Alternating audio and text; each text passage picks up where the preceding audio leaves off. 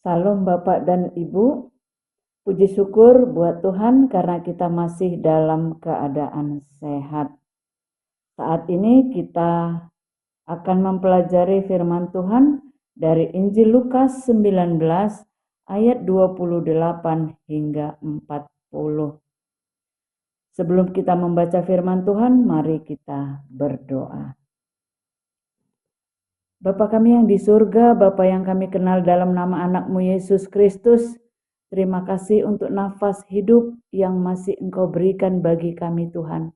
Dan biarlah ini kami pakai untuk belajar tentang firman-Mu Bapa. Karuniakan kami Bapa hikmat sorga, sehingga kami boleh tahu apa yang dimaksudkan oleh firman-Mu ini. Terima kasih Bapa, dalam nama anak-Mu Yesus Kristus kami berdoa. Amin. Mari kita buka Alkitab kita dari Lukas 19 ayat 28 hingga 40. Saya akan membacanya di dalam nama Yesus Kristus. Yesus dieluk-elukan di Yerusalem. Dan setelah mengatakan semuanya itu, Yesus mendahului mereka dan meneruskan perjalanannya ke Yerusalem. Ketika ia telah dekat Betfage dan Betania yang terletak di gunung yang bernama Bukit Zaitun, Yesus menyuruh 2 orang muridnya dengan pesan, "Pergilah ke kampung yang di depanmu itu. Pada waktu kamu masuk di situ, kamu akan mendapati seekor keledai muda tertambat yang belum pernah ditunggangi orang. Lepaskanlah keledai itu dan bawalah kemari. Dan jika ada orang bertanya kepadamu, mengapa kamu melepaskannya? Jawablah begini, Tuhan memerlukannya."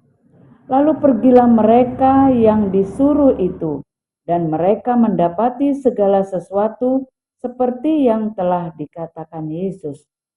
Ketika mereka melepaskan keledai itu, berkatalah orang yang empunya keledai itu, "Mengapa kamu melepaskan keledai itu?" Kata mereka, "Tuhan memerlukannya." Mereka membawa keledai itu kepada Yesus, lalu mengalasinya dengan pakaian mereka dan menolong Yesus naik ke atasnya. Dan sementara Yesus mengendarai keledai itu, mereka menghamparkan pakaiannya di jalan.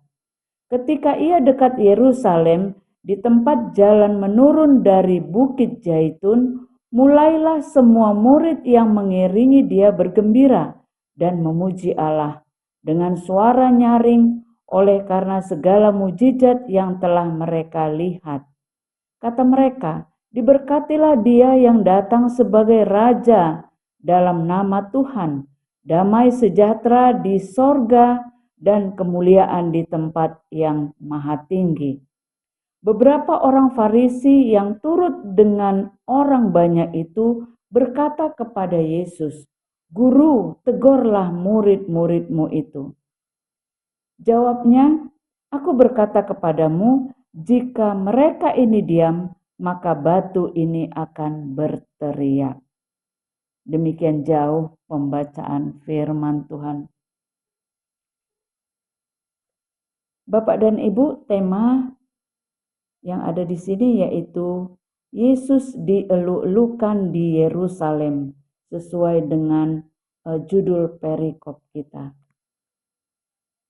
Setelah kita mengikuti ibadah Minggu Lent sebanyak 5 kali berturut-turut, sesuai dengan kalender Gereja Metodis, saat ini kita masuk pada Minggu Palmarum, di mana Yesus mengendarai keledai dan disambut dengan daun palma.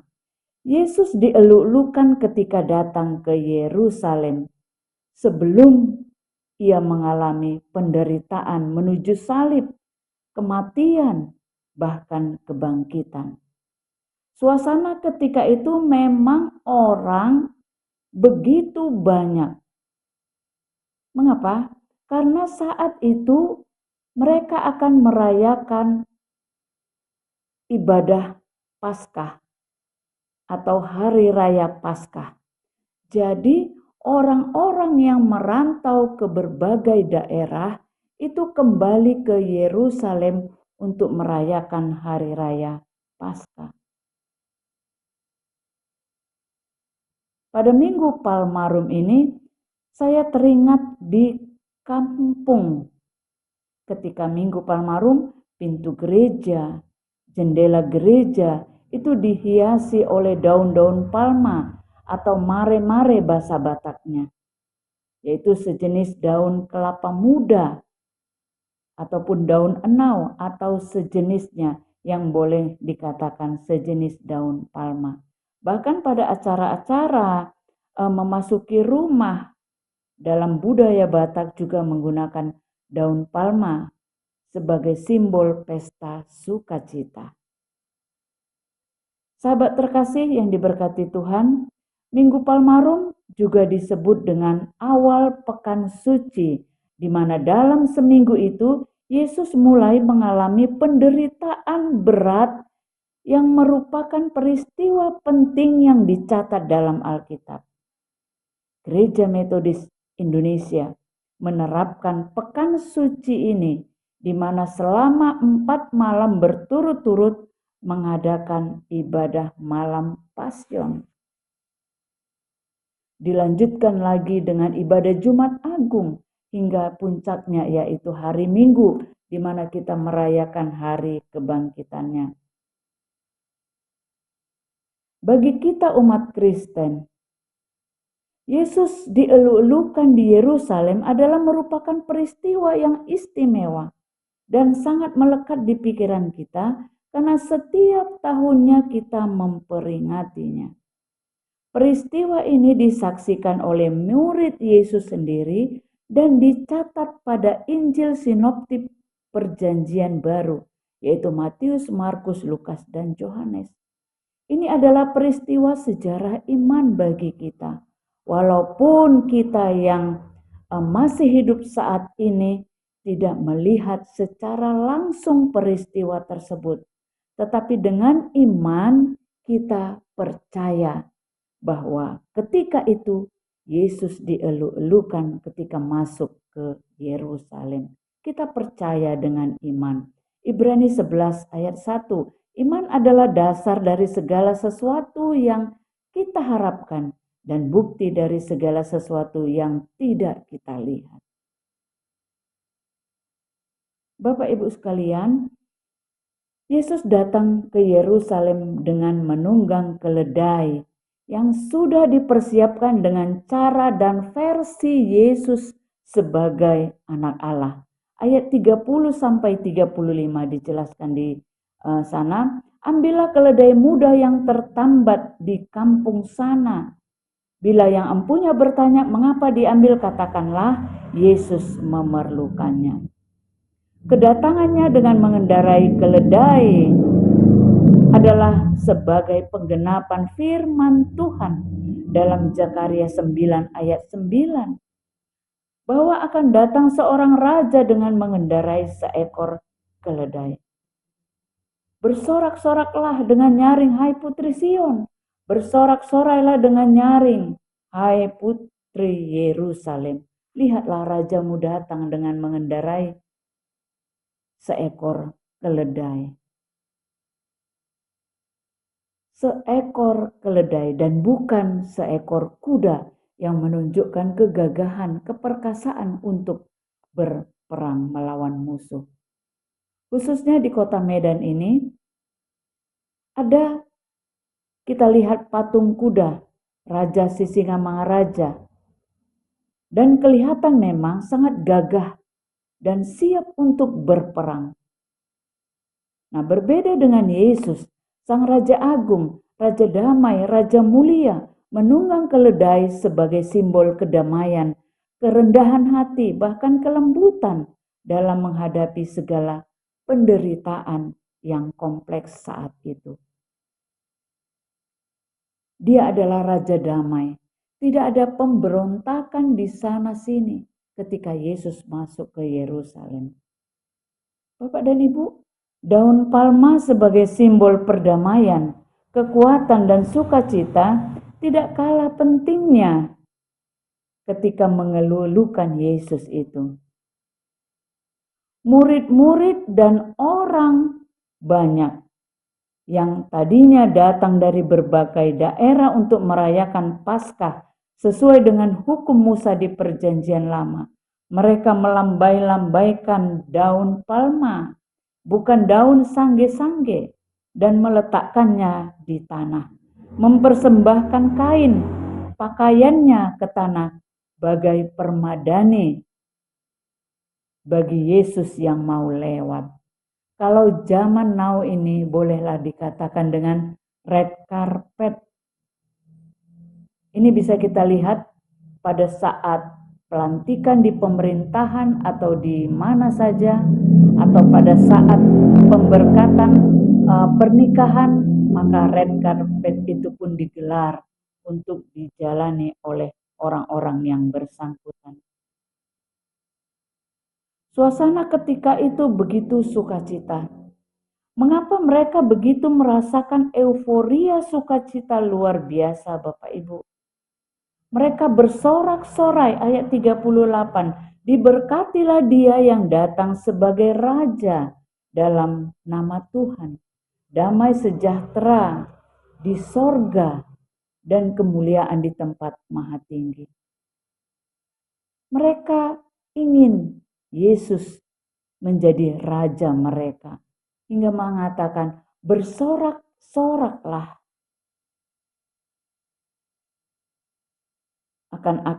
akan datang raja damai sejahtera. Perlu kita garis bawahi di sini, Bapak Ibu, mengingat penduduk Yerusalem ketika itu tidak mampu melawan pemerintahan Romawi yang kejam, sehingga mereka menginginkan agar figur Yesus itu maju dan diangkat sebagai raja mereka. Ada keinginan besar untuk memakai Yesus membalas kekerasan dan kejahatan mereka, pemerintahan Romawi. Tetapi apa yang terjadi, Bapak Ibu sekalian? Yesus tidak mau menjadi raja dalam pemerintahan Romawi. Yesus patuh kepada Allah yang mengutusnya untuk menderita hingga dihakimi, bahkan divonis untuk disalib di Golgota demi menebus dosa manusia. Penyambutan Yesus Sang Raja Damai memang sudah pas dan sinkron, yaitu dengan sikap dan cara damai tanpa perlawanan, dan simbol-simbol damai pun mereka pakai, seperti keledai dan juga daun palma, bahkan kain dan pakaian mereka sebagai persembahan, bagai permadani ataupun red carpet, sebagai tanda kemuliaan Yesus Kristus. Nah, berbeda dengan orang-orang Farisi dalam penyambutan Yesus, mereka tidak bersukacita.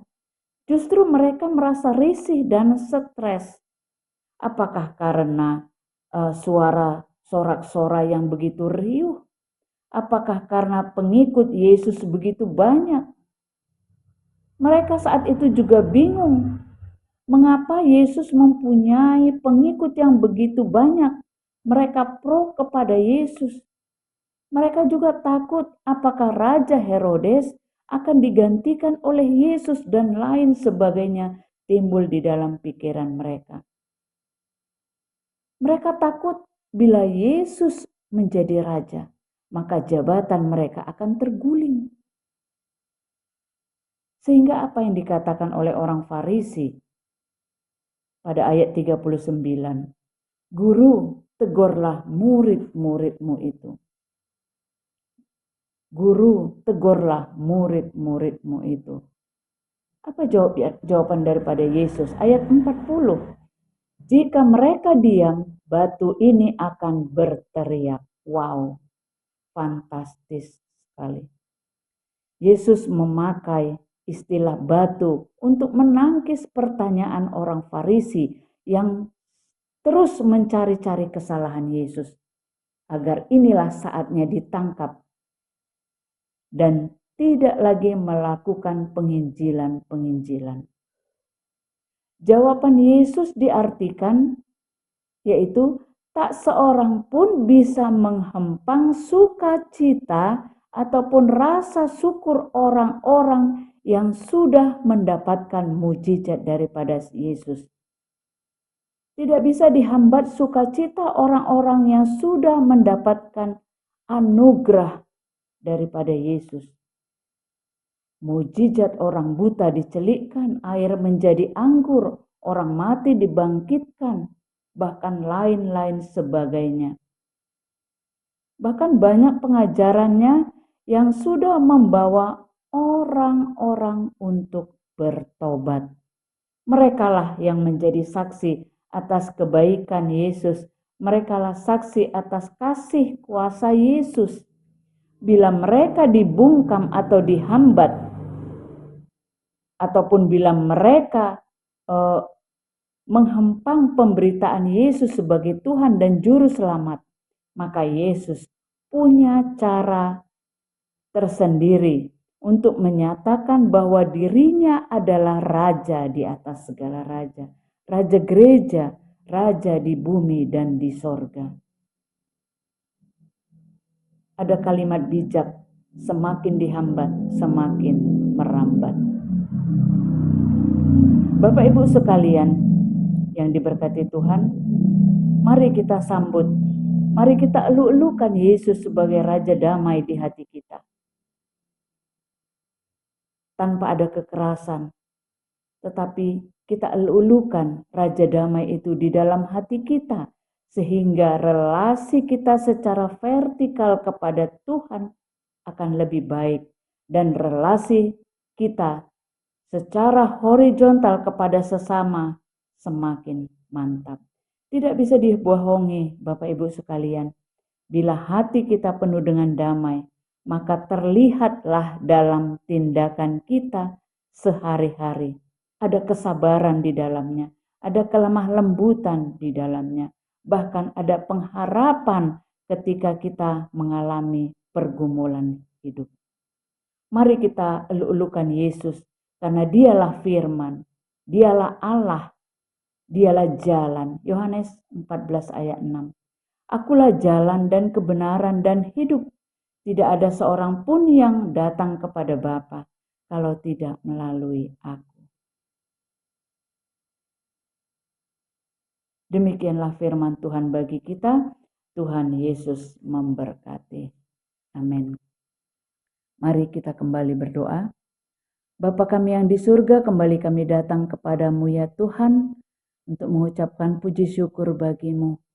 Karena kami saat ini mempunyai kesempatan untuk belajar tentang firman-Mu.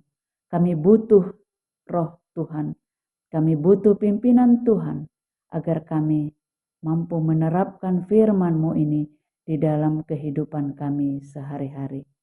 Ampuni kami Tuhan atas segala dosa kami, sehingga kami layak untuk menerima berkat-Mu yang baru setiap harinya. Terima kasih Bapa, terima kasih Yesus, terima kasih Roh Kudus.